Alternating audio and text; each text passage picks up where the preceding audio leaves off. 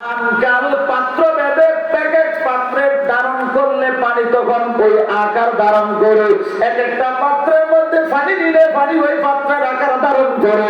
পানির মতো না, ইসলাম কোন পুকুরের পানি না যে একটা পাত্রের মধ্যে নিয়ে ওইভাবে বানায় রাখবেন। ইসলাম কোন বাবার দিনের প্রত্যেক সম্পত্তি নয় যে সেই বিদায় মনে চায় ওই বিদায় গড় করবেন। ইসলাম চলবে ইসলামের গতিতে, কথা বলেন ঠিক কিনা? বন্ধুরা আমার, ভাইয়ের আমার, কারণ এই ইসলাম এমন একটা ধর্ম, এই ইসলাম একমাত্র আমার আল্লাহ মনোনীত ধর্ম, কথা বলেন ঠিক কিনা? এই জন্য বলতে চাই ভাইয়ের আমার, ইসলাম তো কোনো পরিবর্তন হবে না। রাষ্ট্রের সংবিধান পরিবর্তন হইতে পারে, রাষ্ট্রের প্রধানমন্ত্রী পরিবর্তন হইতে পারে, চেয়ারম্যান, মেম্বার, এমপি, মন্ত্রী পরিবর্তন হইতে পারে। তার মানে এই নয় যে ইসলাম পরিবর্তন হয়ে গেছে। কথা কন ঠিক কিনা? এই জন্য আমার, কারণ ইসলাম কোন দেশের প্রধানমন্ত্রী নির্ধারণ করেন নাই, ইসলাম কোন বিশ্বের উন্নত কান্ট্রির প্রধানমন্ত্রী নির্ধারণ করেন নাই। ইসলামকে যিনি নির্ধারণ করেছেন, সবাই একসাথে জবানটা করে বলেন তিনি কে? এটা কি আমার কথা না আল্লাহর কথা?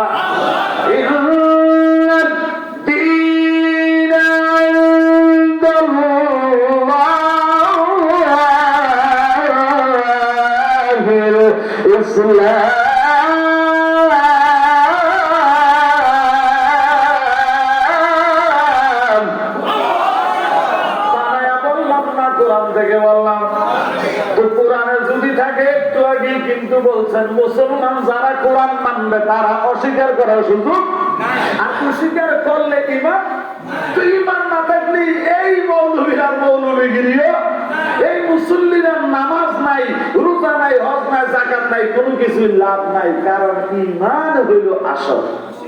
ঠিক কিনা বলে? তাইলে আব্বা আমার আল্লাহর কোরআন বলতেছে ইন্না দীনা ইনদাল্লাহিল ইসলাম।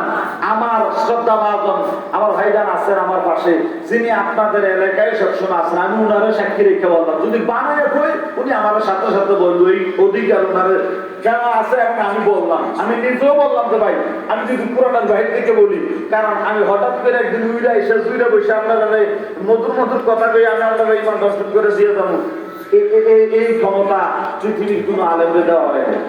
কথা বল ঠিক কিনা বলে? কিন্তু উনি তো সবসময় আছেন, উনি সবসময় আছেন। আমি যদি কোনো ভাও ফালতু কথা বলে যদি আপনার আর সমাজের মধ্যে ফেতনা ছড়াইয়া যায়, তাহলে উনি এটা ধরার জন্য সমাজের ইমাম হিসাবে, সরদার হিসাবে, নেতা হিসাবে উনার এই অধিকার আছে না নাই? কথা বলেন আছে না নাই? এই জন্য আমি ওনাকে বললাম, আমি যদি ভুল বলি উনি আমার ধরবেন, অসুবিধা নাই। তো সেই কথাটা বললাম, ইন্না দীনা ইনদাল্লাহিল ইসলাম। আল্লাহ বলেন নিশ্চয়ই এই ইসলাম ধর্মটা আমি আল্লাহর মনোনীত ধর্ম।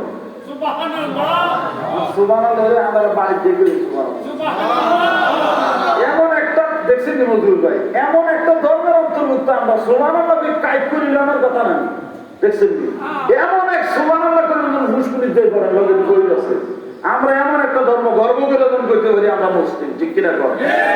কারণ যতগুলো ধর্ম আছে, কোন ধর্মের আল্লাহর মনোনীত ধর্ম করে, আল্লাহর মনোনীত ধর্মের নাম হইল কি? আর ধর্মহীন হয়েছি আমরা, এক নম্বর ইসলাম হয়েছি, আমরা একটা খাওয়ার আছে না, একটা গেটার আছে না, কথা কয় না।